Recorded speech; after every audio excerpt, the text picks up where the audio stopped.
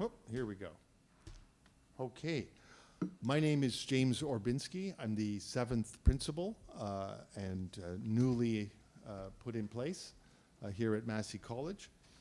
And it's very much my pleasure to welcome you here today for the next Massey Dialogue, which is focused on aging and loneliness in the city. And that dialogue is going to explore challenges and pathways forward. But before we go any further, I would just like to acknowledge that we are on the traditional territory of the Mississaugas of the Credit First Nation, as well as the Anishinaabeg Nation, the Chippewa, the Haudenosaunee, and the Wendat peoples. It's also the home to many other indigenous peoples, which include the Inuit, the Métis peoples from across Turtle Island. And we're very grateful to have the opportunity to share, to care for, and to work on this land. And with that acknowledgement, I would like to just say a few words about the thematic of the panel. Focusing on loneliness in the city, and most especially loneliness among elders in the city, is a very, very important, critical, and timely issue. It's one fact of life that we cannot escape, which is that we will all age. And the question is, will we age in community, or will we age in loneliness? In our Western civilization, at this time in our historical and cultural growth, loneliness is probably one of the single most important public health issues, and not simply for elders, but most especially for elders. The fragmentation of our society or societies within Western civilization, the fragmentation of societies has been a trend that has been with us for some years. Loneliness, and most especially isolation of elders in city environments is a major, major public health challenge. It's not simply a challenge of feeling sad because one is not engaged with others. There are very, very clear clinical public health impacts. We know that people who are chronically lonely and chronically isolated, they have much higher rates of chronic disease. So much higher rates of cardiovascular disease, higher rates of high blood pressure, higher rates of heart attack, higher rates of stroke. We also know that within the category of chronic disease, people who are lonely or isolated, and most especially elders, have higher rates of severe osteoarthritis. We also know that they have higher rates of diabetes, and that they also have higher rates of obesity. And we also know that beyond the physical health impacts of loneliness, we also know that there are very significant psychiatric and mental health impacts of being lonely and or isolated. And these include very significant increases in clinical depression, very significant increases in anxiety, acceleration of dementia, and acceleration of cognitive decline. And they're both slightly different things. And we also know that there's very significant increase in suicidality, which is thinking about suicide. And then we also know that there's a significant increase in actual suicide. So people think more about suicide, and then people also do, in fact, commit suicide more frequently if one is chronically lonely or isolated. And then finally, we know that being lonely and isolated in a urban environment, in a big city, in addition to all of the things that I've talked about, we also know that, just for example, from a public health perspective, people who are lonely or isolated are far more vulnerable to extreme weather events. Now, extreme weather events are on the increase, as we know, because of climate change. And we see, for example, that people who are lonely or isolated, living in, for example, an apartment complex, are much more vulnerable to, for example, heat stroke,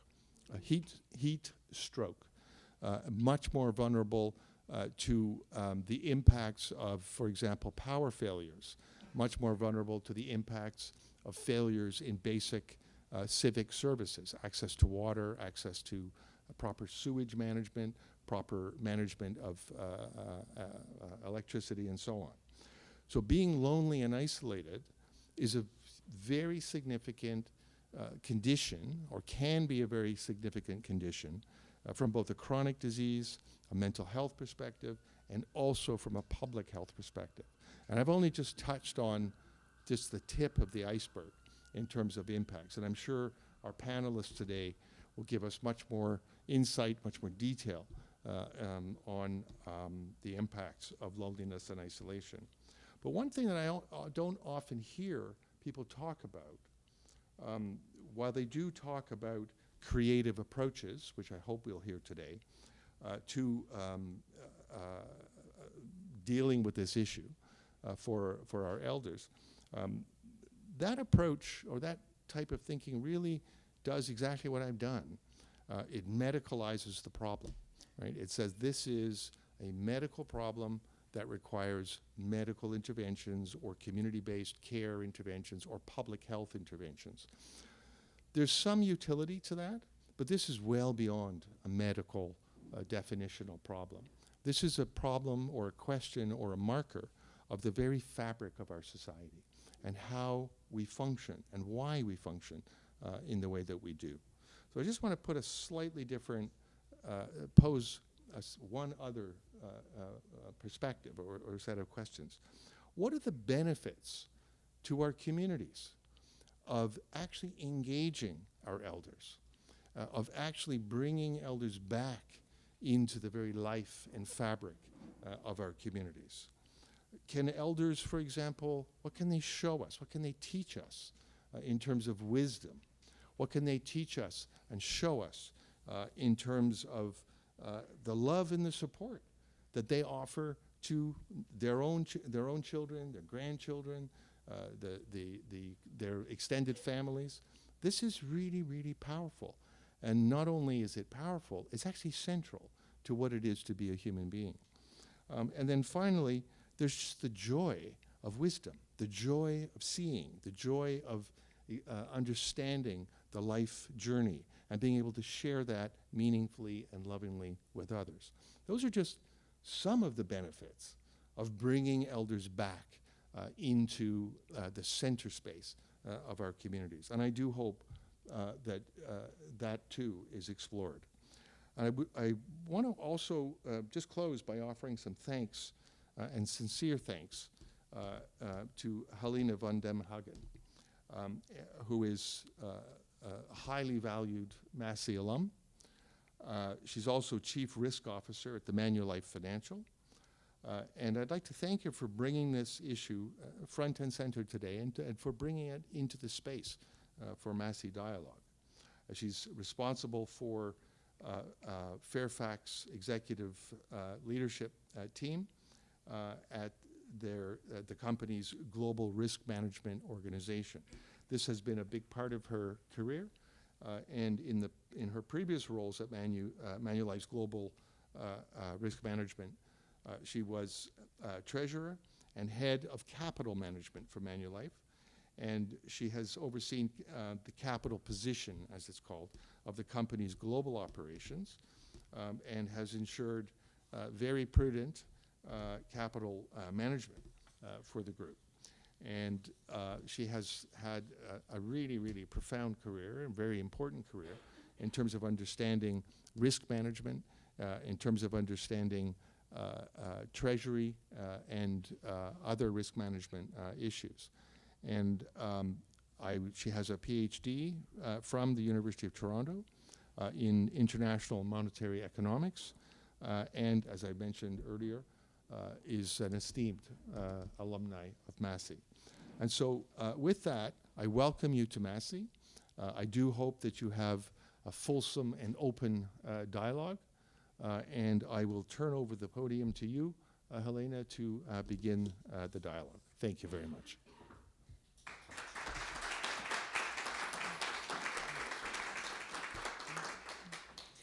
Thank you very much for this powerful introduction. I am Helena van den Hagen, a very proud alumna of Massey College, and together with my husband Kurt, a sponsor for today's dialogues. So our interest in the topic of aging and loneliness was motivated by a desire to contribute to a dialogue on an increasingly pressing question: how can we help to live not only longer, but also healthier and happier lives? Experiences of our elderly friends during the COVID pandemic who lived in Toronto, lived independently, and were lonely, pointed or heightened a more universal relevance of the question, given a demographic trend towards aging societies, a disruption of family patterns whereby several generations would form one household, and a tide of research on the impact of loneliness on mental and physical well-being, to which Master Obinsky referred. So I very much look forward to today's conversation that will be moderated by Shree Paradkar, who is a William Southam Journalism Fellow at Massey College and a columnist with the Toronto Star, where she will take a position of an investigative reporter after her fellowship. Thank you very much.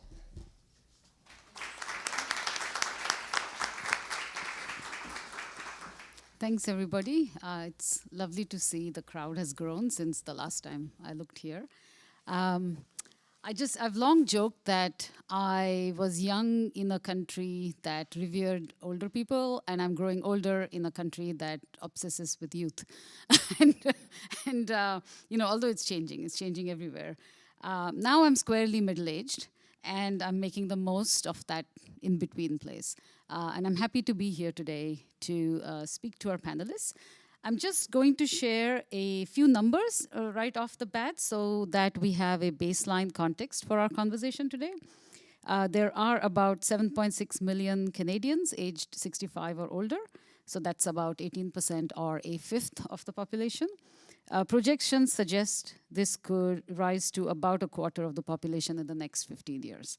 And the GTA aligns closely with the provincial and national trends. Nationally, some 26.2% of Canadians lived alone, according to Statistics Canada. There were no specific numbers on Toronto, but an AI model I asked to estimate a surge, so take this with maybe a small grain of salt, scaled national and provincial data and adjusted for recent trends. It suggested that about 360 to 400,000 senior citizens in the GTA likely live alone. So there is a lot to get into today. And our panel here, whom we are all here to listen to, Robert Durocher. He's the Richard and Elizabeth Currie Chief at the Art Gallery of Ontario, where he leads the Education and Programming Division. Dr. Rachel Savage is a scientist at the Women's Age Lab, Women's College Hospital, and an assistant professor at the Institute of Health Policy, Management and Evaluation at the University of Toronto. And Dr. Will Scott is the CEO of the Toronto Public Library Foundation. I read that since you joined the foundation, you have almost doubled the annual revenues. Could you please join the newspaper? And save us, maybe? So my first question today is to Rachel. Rachel, so much about aging in our society is viewed and discussed through a lens of diminishment. Diminished physical capabilities, diminished mental capacity, diminished health. And in our capitalist system, it feels like humans are the ultimate product that come in with a built-in obsolescence.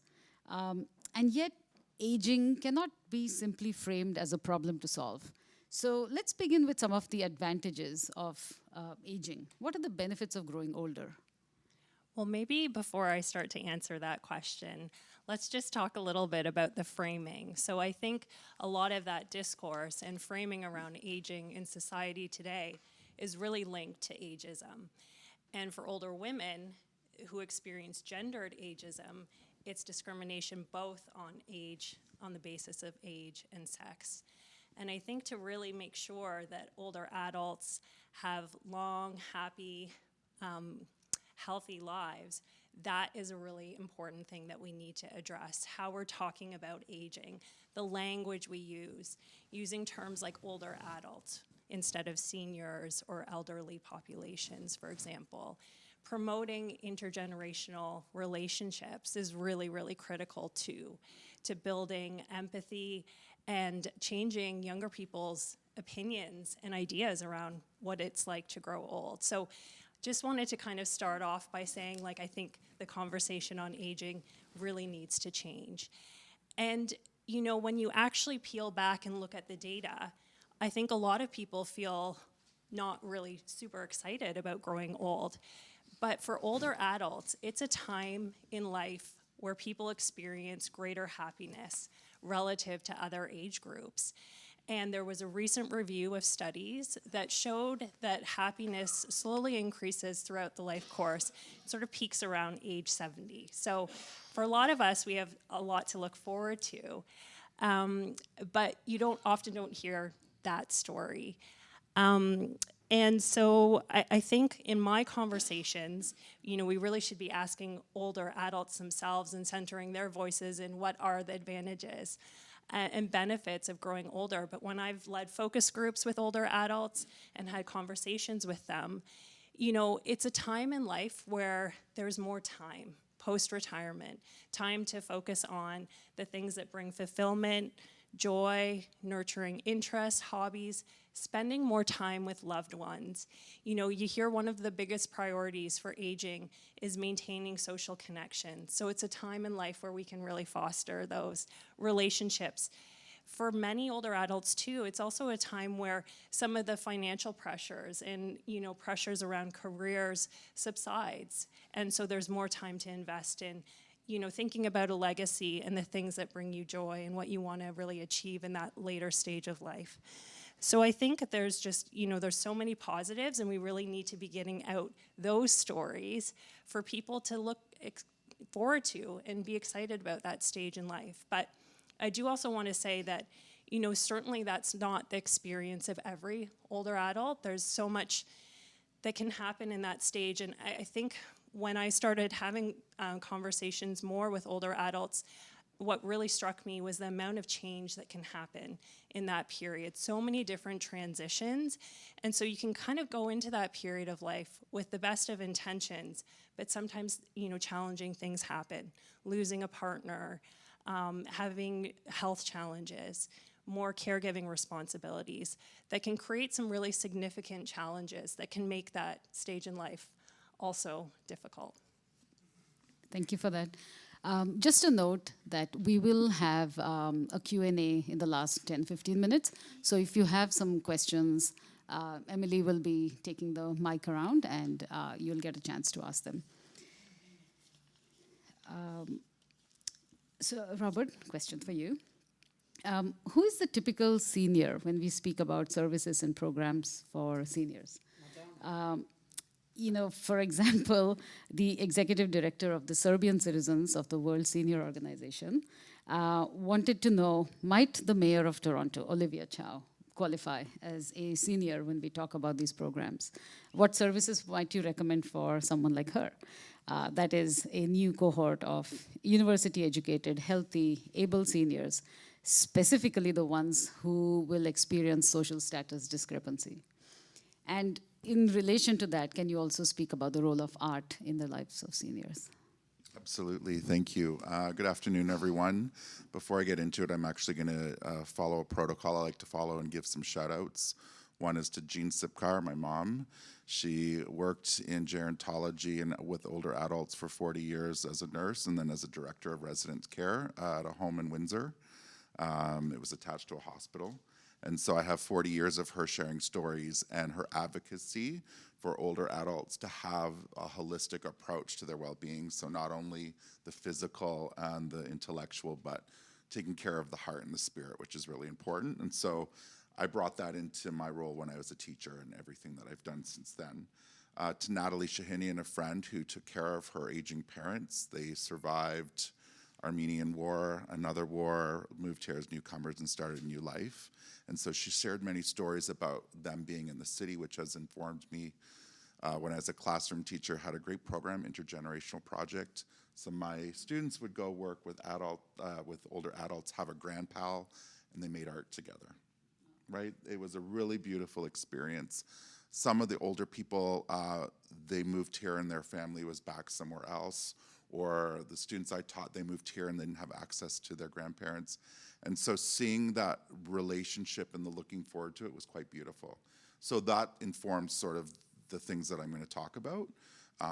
And so I always like to give a shout out for that. And then also the experiences that I've had in my own work. And so I'm not going to attempt to answer for Olivia Chow because she has agency, she has voice, she's intelligent, and she can articulate the choices that she wanted. Yes, absolutely, absolutely.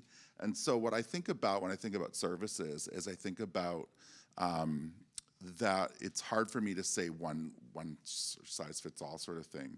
But if I think about archetypes and I think about perhaps some people, and I use the word some because not everyone thinks the same, but I think generally out there, particularly in youth cultures, is that there's an archetype, and it's just framed even within the first question, as older adults and seniors that are in need of something, are in need of care, and that need is based around a physical need, or perhaps an intellectual one.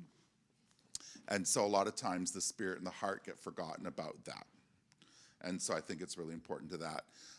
What I also think about is in the world of education, we have what's called culturally relevant pedagogy, which Gloria Gladson-Billings, culturally responsive teaching, which is by Michelle Gay, and then from New Zealand in healthcare, cultural safety in working with Indigenous communities. So when I think about services that, to me, that would work for older adults, is they need to align that are culturally relevant, culturally responsive, understanding that people have rich lived experiences, cultural safety for Indigenous communities and for other communities that have experienced racism, colonialism throughout their lives. And so those are my wishes. And so with that means there's a lot of work that we need to continue to do with people that work with older adults and younger people around challenging that. Thank you for that. Question for you, Will. How is the affordability crisis impacting seniors differently from the general population? Isolation continues to be a significant challenge, especially for seniors living alone or in under-resourced communities. Thank you. Hello, everyone, and I know there are many people joining online, so hello to you too. We know that loneliness impacts many of us and that none of us are immune from the potential effects of loneliness. But we also know that there are many lines of difference that cause people to experience greater or lower degrees of loneliness in their lifespan. For income and access, low-income older adults experience greater degrees of loneliness than higher-income adults, older adults. This is true, actually, at every age group. And so when we think about I think people have tried to complicate the story a little bit, and there's no one profile of an older adult. And I think that we do really need to think about lines of difference. And when you think about an affordability crisis, it impacts seniors in many ways. So just think about inflation the last few years have gone up significantly. If you live on a fixed income, that can be very significant for your access to everything. including opportunities to socialize. There are very few places in our society where you can go and exist for free. One of them is a library, but there aren't too many others in every community when you think about your community and think holistically, where you don't need to buy anything or purchase anything to be. And so when you think about the privatization of our public space, it really does impact those who cannot afford to participate. It impacts them significantly. And so I think we have to be more imaginative about our society. I think we've talked about the benefits of intergenerational communities. There are many, of course. And we have to expand our notion of family. I love when you're talking, Robert, about this this notion of children whose grandparents aren't here in Canada. How can we imagine elders in their lives, right? I think we have to also think across lines of difference and really build a community that is more inclusive in every way. And part of that's going to be to reimagine, when we say community, what that looks like, and that it is inclusive of the needs and wants of older adults. Thank you. That's a very thoughtful answers from all of you. This is a question that I would like each of you to respond to. There are challenges to growing older. Some of these are intrinsic, such as physiological changes. Some are exacerbated by social norms and policies that inform how those challenges are viewed and tackled. What do you think is one of the biggest challenges of growing older in Toronto today? And what do you see as the single biggest policy piece that makes this issue unnecessarily challenging? I can start. I know, Will, you've started talking about affordability and the cost of everything going up. And for one thing that I really wanted to talk about was thinking about our 2S LGBTQ plus older adults, because I think about myself and my own what will the future hold. But also when I worked in that intergenerational program, it was at Fudger House, which is Sherbourne and Bloor, and there was a 2S LGBTQ positive space, which was really nice to see. But at that time, at the beginning, and that was probably about a decade ago, it was still kind of like a little performative, right? So they had a pride flag on, but they tried. They had a little pride event. But what I think about more deep is more and more 2S LGBTQ folks are living to be older. And some folks have experienced some pretty traumatic things based on homophobia, transphobia, and they carry that with them. And so one of the things that I think about, which is an issue, is like, are all spaces where older adults are going to be, not only older adults, but everyone, but particularly we're talking about older adults right now, are those spaces affirming spaces for all expressions of sexuality and gender? And I think that goes to with the norms and challenging the norms that older people wouldn't have a sexuality or and so making sure that that is affirming spaces. That's what I see as a challenge, to make sure that spaces are affirming. I'm also going to talk about spaces for Indigenous folks that may be in the city that don't have access to community, where they might be taken care of differently, and so that spaces engage in cultural safety so that people have access to medicines, people have practice to stories, community agencies within the city that work with Indigenous folks. So that's I see a major need in those areas.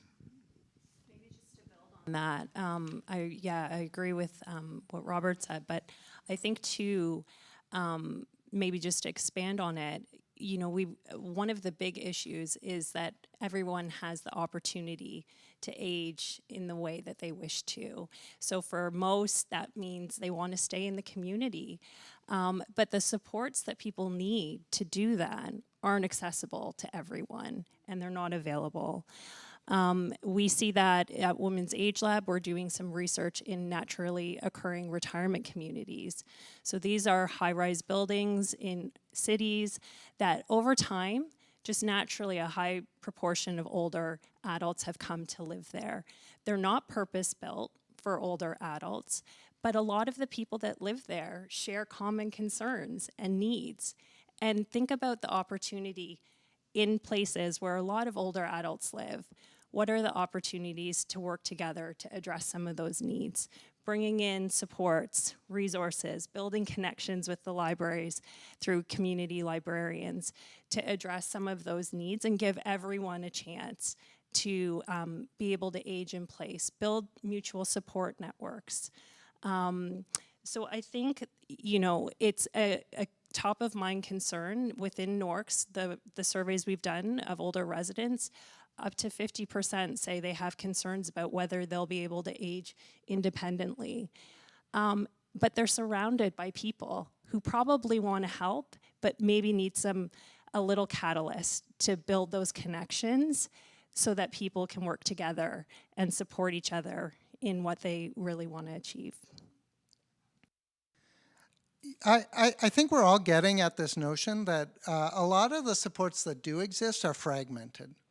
And so what I would say from a library perspective is that we know that libraries are very important to seniors and offer a lot of opportunities for older adults to build social, authentic connections in community.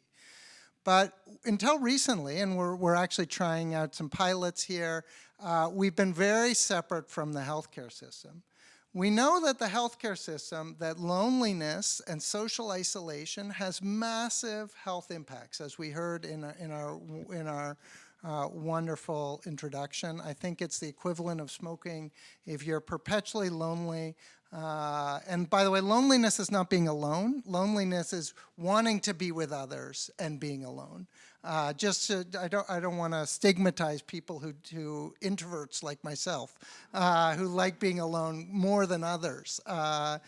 But you know, it's the equivalent of smoking 2 packs a day for your lifetime if you're perpetually isolated. That is significant, right? This is a massive health crisis in addition to a community issue. And so I think just as we talk about buildings, how there are neighbors who want to help, there are agencies that want to help and do help seniors, but they're disconnected from our healthcare system. And our healthcare system is disconnected from all of those other supports. So what we need is we just need more knitting together of these opportunities. Things like social prescription are being tried out. That's if you go to your doctor and one of the things that they realize is that social isolation is contributing, or anything else, but social isolation in this case is contributing to your health condition. They already have got built-in connections to librarians who support. They have got a connection to the museum, to the, native language, in your language, services in your language, ethnic organizations. They have connections to those community-based organizations that have the potential to address these issues and support these issues. So I think the policy update is actually that we need to stop thinking about these institutions in isolation and start with the individuals, start with the needs of community, of people. And I think if you talk to people about the institutions that are important to them, it's really not good that those institutions aren't talking to each other. If we're trying to build a network of support around older adults, those institutions need to be connected in some way. I heard you were talking about the difference between being alone and lonely. And I heard recently someone saying it's the difference between having a boundary and building a wall, where somebody who's alone is just has a boundary, and someone who is lonely has a wall between them and other people. Robert, you were getting to this, alluding to this earlier. So for Will and Rachel, for both of you, question: 1/3 of Toronto households consist of single individuals, trend that is driven by an aging population. Can we speak a little to an intersectional lens to isolation, loneliness, and aging? And what impact, again, you alluded to this earlier, Rachel, what impact does gender have in the process? What impact does race have? What role does status play? All of you have spoken about affordability. For instance, indigeneity or immigration versus long-term residency. Could you speak to that? And Robert, feel free to jump in as well. Yeah. Sure, I can start. So first off, I love this question, and it's really important that I think that you asked it. So maybe I'll start by saying loneliness is complex. A lot of things come together to increase our risk of loneliness. Who we are, where we live, and the different events that happen to us over the course of our lives. And I think we heard earlier about one-size-fits-all approaches and how they're really not getting at and addressing this growing public health issue of loneliness. And so we really need to start understanding the experiences of diverse groups of people so that we can tailor interventions in a way that they're equitable and more effective for populations. And so at Women's Age Lab, we're starting to do some research that has an intersectional lens where we're going to be looking at the prevalence of loneliness across intersections of age, sex and gender, disability, sexual orientation, income, and immigration status. So we know that loneliness is patterned across marginalized populations, and that these overlapping oppressions can further elevate risk. And so, I'll maybe speak to the experience of loneliness in women because I'm from the Women's Age Lab. But we know that across their lives, girls and women tend to report higher loneliness than boys and men. And in older age, there's a few reasons potentially why. So we know older women on average live longer, and so they're more likely to experience widowhood and living alone. And they're also more likely to take on caregiving responsibilities and to have lower income and financial insecurity because of the pension gap. And so all of these things together can put older women particularly at higher risk for loneliness. And there's also, of course, that women might just be more likely to admit that they're feeling lonely than men. So maybe the differences are less than we actually think if we can find ways to tap into that experience and have people be able to speak candidly about how they're feeling. But I think really to be able to address this crisis, an intersectional lens is really, really critical. Yeah, I talked about the role of income level on social isolation. We know that is a contributing factor. Disability, of course, and mobility are very, for probably obvious reasons, contributing factors to social isolation. If you are living in community, so rather than living in a home or a facility that is built for older adults, if you are living in community, mobility can really limit your ability to get out. We offer a home library service, so we deliver books to older adults, and one of the things that we find is that it's often the service often the service takes a lot longer than would be efficient because people stay for a chat, and the chat is actually just as important as the access to the books through the library. So disability, my mother herself is hard of hearing. It's profoundly isolating to be to have a disability that prevents social engagement with people. So I think we think about disability. Of course, we think about language issues, right? If you're not a fluent speaker of English, that can, of course, contribute to greater degrees of social isolation. Essentially, and these happen at every age group, right? This is not just older adults. These factors, but I think what we're getting at is that. Oh, and by the way, I think the biggest factor is people living alone. So if you're a single adult, that is, if you live alone, that is the largest single driving factor statistically of loneliness for obvious reasons. So widowhood, the radical shift. Some people who who live alone throughout their lives develop strategies for greater engagement as single individuals. People who suddenly are single after many years not being single, that is a profound loss that can lead to social isolation.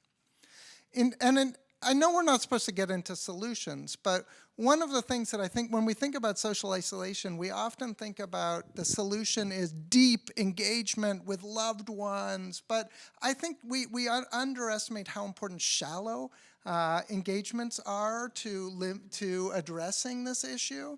So when we live in community, you know, the interaction with the store clerk, the interaction with the librarian, the interaction with the neighbor, these are very important for addressing social connection. And so if there's a life event as a senior, you know, a health event that forces you to relocate, that can be profoundly disorienting from the perspective of loneliness or social isolation. Thank you for both of you for that. In thinking and remembering that the last residential school was closed in 1996, so there are a fair number of older adults who have been to residential school. And so when we think about the buildings that people are going in or living in or where services are provided, the cultural safety piece is really important because of intergenerational trauma based on residential schools. Now I'm going to put a happier note on there because I don't want to end in this sort of idea of trauma narrative center around Indigenous people. You know, remembering that in many First Nation Métis Inuit communities, elders are different from older First Nation Métis Inuit people, but there is an idea that people have lived this long life and they've given to their communities in way, and so some people are considered elders for the work that they've done in their community, has really understood the work they've done and what they have to contribute, but also a caring for of older people as well, and that people that have lived this long life, they have so much experiences and stories to share that we can all learn from. And so I kind of want to bring that back to that as well. For sure. There is a lot of value to having elders and seniors around. I'm mindful of time. Maybe a question for each of you. You know, Will, you alluded to tips, right? Like how to, some solutions. Are there any tips each of you can offer to counteract loneliness given reduced mobility and affordability? What are some of the best solutions you've seen in the course of your work? I'll start. I know it's my job to tout the library, but I'm going to say go to the library. Really, it's a free public space open to everyone. It's intergenerational. It's there are programs going on all the time. If your passion is knitting, if your passion is intellectual engagement, if your passion is reading with an 8-year-old, all of these can be done at a library. So, every program that the library offers is free.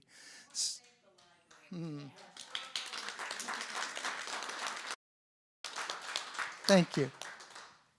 So, I mean, and then from a systems lens, I think that so that's from an individual lens. And from a systems lens, I would say the solution is, you know, we've got a partnership with actually multiple agencies at the library to try and address this gap of the institutions that serve older adults not talking to each other. And I think each of us who sit in an institution seat of power need to actually be reaching out to those other institutions to try and build the fabric to address this issue. I want to second my appreciation for the library. I took my 8-year-old there on Sunday, and we did snap circuits for a STEAM workshop, and it was so nice to see all different ages there learning and enjoying the space together. Individual tips, I would say be a good neighbor. Check on people that you know might be going through transitions and tough times. Don't be shy. Let people know how you're feeling and that you care about them. Even just a simple text, letter, drop by, I think it goes a long way. For some people that maybe feel like they don't have someone that they trust, you know, a family doctor can play an important role there, and connect with supports in the community through social prescribing we heard about earlier. I think more at a community and societal level, it's building those connections between, that Will talked about, between different organizations, social, health, across the range. And in NORCS, we're doing that with some of our research and partnership with the libraries, where we're bringing on-site resources and supports from the communities and trying to create and promote social engagement, social connection, bring in programs that take more of an upstream public health approach to keeping people healthy and maintaining their independence as they age. And then I think we need this to be a national priority too. We don't have a national strategy to focus on social connection in Canada. There's a lot of other areas in the world that are viewed as leaders in this, particularly in the UK, Australia are two examples. And in places like that, they've started to build these connection coalitions where they bring together a lot of different organizations that provide services, supports to older adults, but across the lifespan. And it's really trying to address that system fragmentation. You know, loneliness, solving it is beyond the realm of any one sector alone. So we need to be working together. And I think infrastructure that starts to create those connections, we are piloting an intersectoral collaboration on loneliness that a few members of the audience are part of as well. And I think steps like that are critical to start building those bridges. Thank you both. I guess to me to add is I think about a shift in the way we think, that if we see older adults as lifelong learners and remember that in the programming that we plan and the things we think about, that people are lifelong learners from the time they're born until they're no longer with us. I also, I'm going to circle back to art because I didn't really answer that. And I mean, I went to art school. I love art, so it really does a lot for me in certain ways. But I always think about like having conversations around a topic such as loneliness or whatever the topic is, and using art as that vehicle for a conversation is a really great way to engage folks. And so I know at AGO, with our art educators, the team really works hard to make sure when art educators do work with older adults or youth, that the art is the vehicle through which we connect. And sometimes it's just about a simple prompt and looking and letting people talk and connect with each other. And so I think about that. I also think when I think about when I'd bring my class to see their grandpals and they just sat and made things together, sometimes they didn't make a single thing, but it was just that holding the pencil and then the conversation that started was quite beautiful. And again, it doesn't have to be a really deep, profound conversation. It can be a young one, any topic. And then I'm thinking about the idea of loneliness and that waiting until people are older in life to sort of address concepts of loneliness is a little too late. I think about my own work that I did in the classroom. Like we talked about things as youth because I worked a lot with usually teenagers and older or just before teens. And we would talk about these things like what does loneliness feel like, sound like? Sometimes they roll their eyes at me because they're a youth, but I'm like, what does that look like? Because I think to wait till one is older to how to process those feelings of loneliness, how to communicate it, how to know when to just be like, you know what, I'm lonely and I need help right now. I think the younger we start conversations like that, the better we think about going forward as people move forward for life, being able to communicate that and think about those things. Thank you. Yeah, that's all. That's really good. Looking at the time, if anyone has questions, please raise your hand, and online as well. If there are questions, please type them in the chat box, and we should be able to receive them here.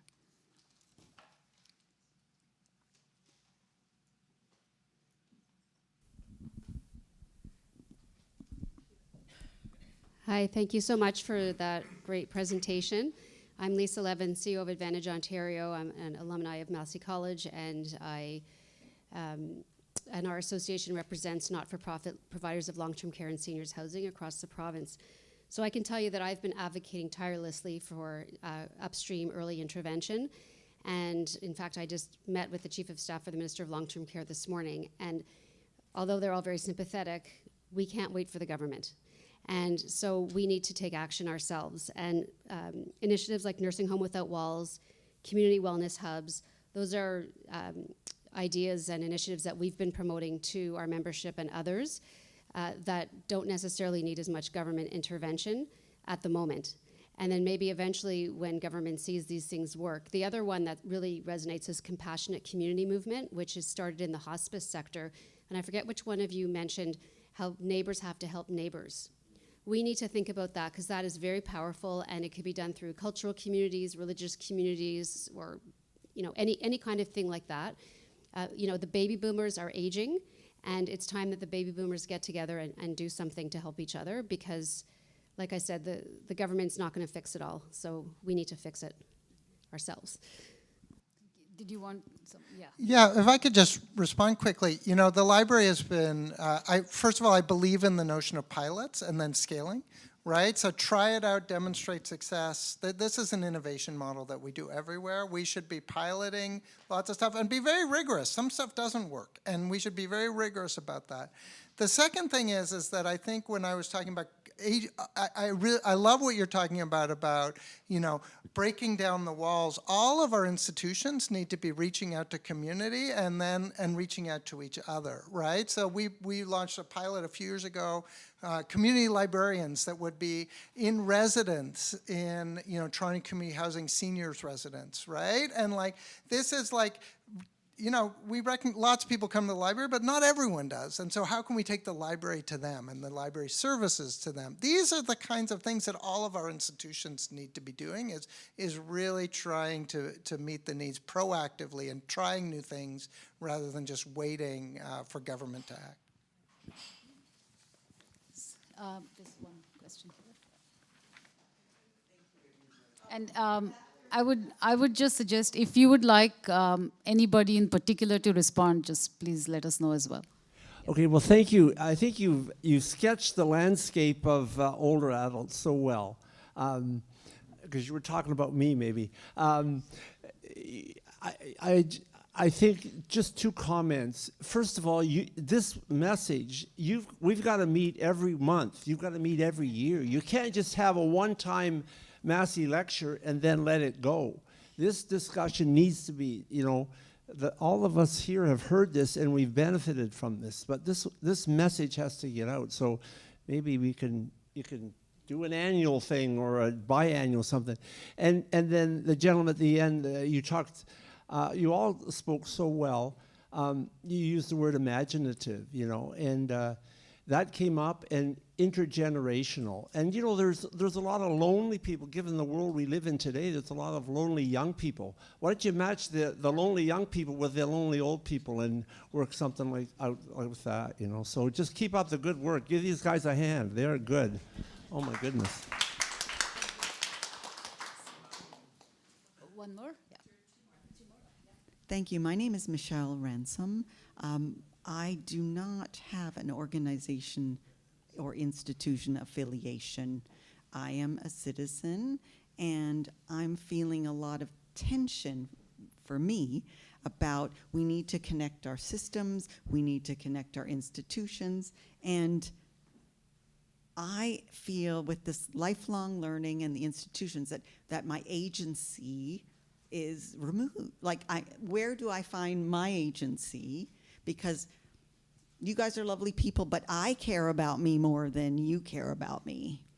And so the idea, neighborhood projects like the First Fridays and Stuck on Salisbury, I'm doing a quality of life stats can adult ed piece at TMU called The Perennial Way, that we're inspired season after season to look at how we want to improve our quality of life in connection with community. I go to wonderful book / like you guys are doing for us here. And I'm building the book club in my own connections. But how might individuals who have friends, block parties, condos, apartments, how might we connect and not be disconnected? Because we have a lot of individual actions to take, but even our residents associations are not there. We talk about dog do and property prices, right? That's not what we're about. So how might we be the book club to your book? And that's what I'm doing at Perennial Way and in my block. And I need to find other folks to maybe look at this as a collective from an individual connecting with you, because then I can bring my neighbors to your events. But here, we've got a bunch of people, and I'm going on, we've got a bunch of people that will walk out of this room without having connected to the person next to them. So how might we change this into the book and book club in the same experience? Can I start with an answer? First off, I love that question, so thanks for asking it. So I didn't really explain these NORC supportive service programs. They're resident-led, so what comes into the building is decided based on the needs of the residents. And really, we're working in partnership with the University Health Network, the NORC Innovation Center. This is their program, and we're evaluating it with the hopes of spreading and scaling it. And it really starts with a group of interested residents within their building. It doesn't have to be older adults, it can be any age, that really care about creating community. Like you said, organizing a monthly social, a book club, bringing people out and together. And so that's how it starts, with a small group of individuals that are interested in making a difference where they live. So I think, things that can help act as a catalyst for that, bringing people together, are so important. And then giving people support. Because another thing that we're learning is people that have a desire to create those changes, it can be really emotionally taxing to do that work, right? You can experience burnout, trying to bring all the people together, address everyone's needs. Everyone has different needs. And so how can we create something sustainable where communities can continue to meet, and it doesn't all hinge on one or two people that are really motivated to make that difference? That's a great point. We have time for one more question. Yeah. Following the event, so you will have the opportunity, if you connect. choose to stay and connect with folks in the room. Thank you. Hi, Rachel. I am the founder of Canada's Human Connection movement called GenWell, and our mission since 2016 has been to educate, empower, and catalyze Canadians around the importance of face-to-face social connection. I guess my question really stems, I think we often use words like community and belonging and inclusion and other words to describe what our end goal is. But I guess my question is, people that are leading this, do people even understand social connection? We've educated people on exercise for 50 years, and we still have an obesity problem. We've educated on 8 glasses of water, 8 hours of sleep, exercise, eat well, don't smoke, and don't drink too much. We've never articulated the power of human connection. So do you think we're trying to get to the end result without swimming upstream to ensure that from age 3 to 103, that people actually understand what we're talking about here, that a lack of social connection leads to heart disease, dementia, diabetes, suicide, addiction, obesity, cancer, and that the positive of connection improves happiness, reduces anxiety and depression, increases empathy, compassion, resilience, and many other benefits that come? Are we almost downstream and we haven't started with the fundamental of actually educating people first so that they have the aha moment like you have just described, which is, I get it. And Robert Putnam talks about this in his latest book that says, look, we are more disconnected than ever before, but we were this way in the early 1900s. And it was about individuals who stepped up and actually said, I'm going to start the book club, I'm going to do the street party, I'm going to do the other things. So my question actually is just really back to the fundamentals. Have we taken enough time to actually ensure that every Canadian understands the importance of social connection before we tried to fit them into, well, you're needing community, or you need belonging, or you need inclusion, or you need whatever the end result is of learning and understanding the importance of human connection in their life? I'll go quickly, but I suspect that others have more to say. But I tend to think that it's not a linear process. You don't just spend 10 years educating people and then 10 years on the solution, that it's very cyclical and, of course, very individualized.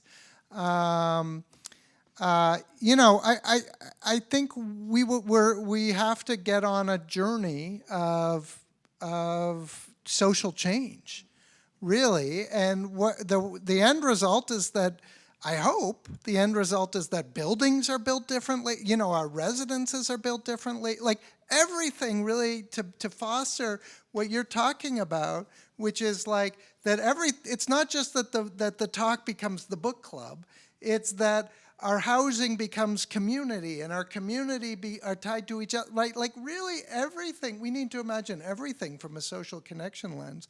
And I'm an introvert.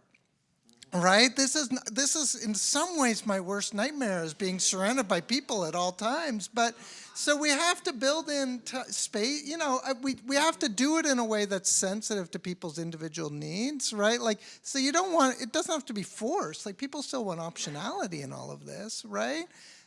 But we just have, and we have to value the institutions that are doing this work. And I think that there are a lot more institutions that are sitting up here and I suspect if we start with each person in the audience, they will say what the institutions are that are valuable to them, or forget the institutions, the neighborhood that's valued to them, the neighbor that's valued to them, and all of that. And then one final point, and then I'm going to shut up, is that statistically, this is not an older adults challenge. This is at every age group. In fact, the loneliest group statistically in the loneliest city, which is Toronto in Canada, the loneliest group is actually young adults, which people imagine the loneliest group to be older adults, and that is not the case, although I think that there are unique challenges there. So just to say that this issue of social connection is not just an older adults challenge as well.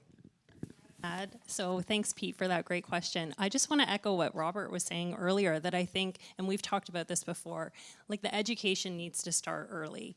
And people, you see the difference. Like in my kids, I see the difference that social connections and friendships make. My daughter had a play date last night, and she came home so bubbly, happy, like just excited about everything. And it was a stark contrast from her usual whining and complaining and being exhausted and having meltdowns from her day, a long day of school. And so I think we all know how good it can feel, even as introverts, to connect with others. And it's like recognizing those emotions. And, you know, one of my favorite things that I've read about loneliness is it's a biological response. When we feel lonely, just like when we're thirsty or hungry, it's our body urging us to connect with others. We're social beings. That's where we thrive. And so loneliness is actually not a bad thing. It's protective for us if we know how to respond to it in positive ways. Just to add, before I was at the AGO, I was at Toronto District School Board, and back in 2016, the director then, because schools used to have these long-winded school improvement plans, no one paid attention to them or listened. And then he broke it down to three things: equity and anti-oppression, so that the adults in the building knew that not everyone had the same lived experience as them,